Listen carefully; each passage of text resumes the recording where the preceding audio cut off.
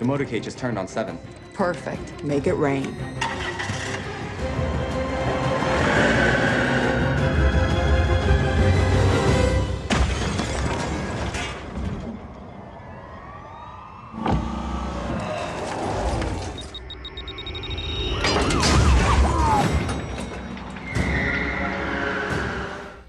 In the car, it shows that the car is going 13 miles per hour. I converted that to meters per second and I got 5.8. So in the X direction, we know it stayed, the velocity, initial velocity, final stay the same. We know acceleration is 0. I figured out the time in the video to be 6.5. Acceleration due to gravity is negative 9.8. Velocity initial is 0 because there's no initial upward or downward movement. So I found the change in X for the Y because I figured out that it is 5 stories high, and on average it is 5.3 meters per second for each story. So I did 5 times 5.3, as you can see in this picture.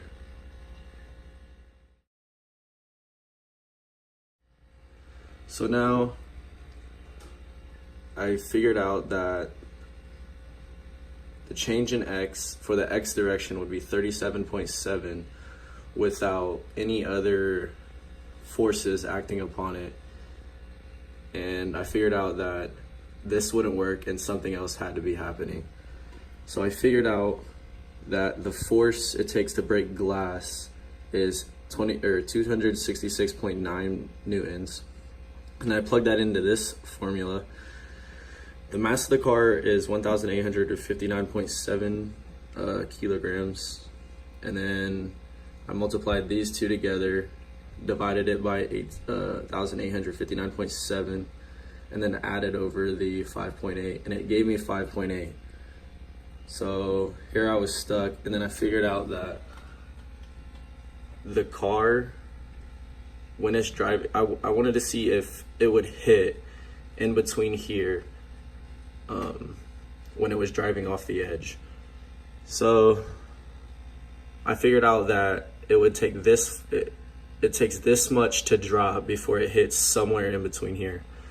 So I figured out the time that it would take for the car to fall, for this amount of distance to fall.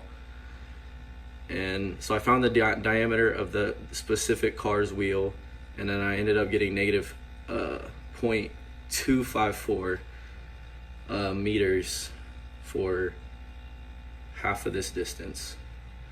So I plugged in this formula, I got 0.23 seconds. That's how long it would take for it to fall.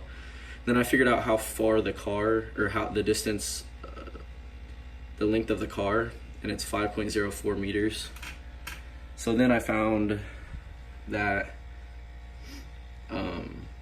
now I'm finding the change in X, how far over it would hit in between the two wheels. So I plugged it into the the displacement formula. I did 5.8 so the initial velocity times time, and got 1.334 meters. So this is how long the car is in total, so 5.04 meters. And this is how far from the wheel that specifically the concrete would hit. So the car was driving here. So here's the car, and it's driving off this edge.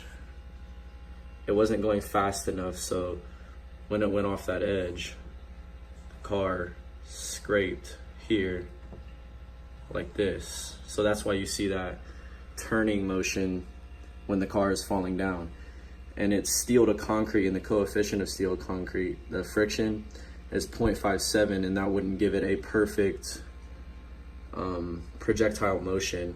So it wasn't going off just like a straight, perfect projectile motion. So that's why I had that turning motion.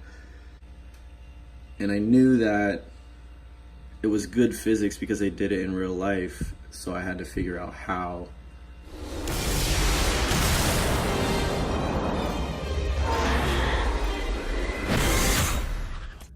In the y direction, velocity initial is always 0 in projectile motion. The acceleration is always negative 9.8. And I calculated the time to be 5.68 seconds. And I estimated the velocity initial to be 15.6. I tried to shoot it, so it'd be more chances, bigger chance for it to be good. And the average height of a story is 4.3 meters.